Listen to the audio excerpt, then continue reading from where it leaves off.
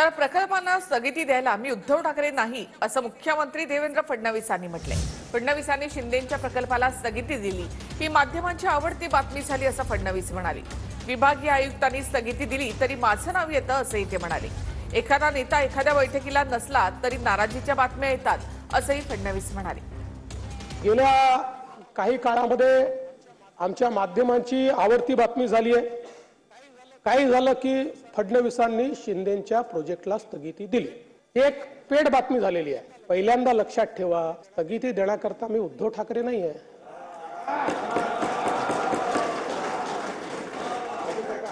काही बैठकांना दादा असतात, काहींना शिंदे साहेब असतात, काहींना दोघंही असतात, काहींना दोघांपैकी एकही असतो। जो आला नाही तो नाराज, बैठकीला आला नाही म्हणजे नाराज। मला असं वाटतं की क्वालिटीच्या बातम्या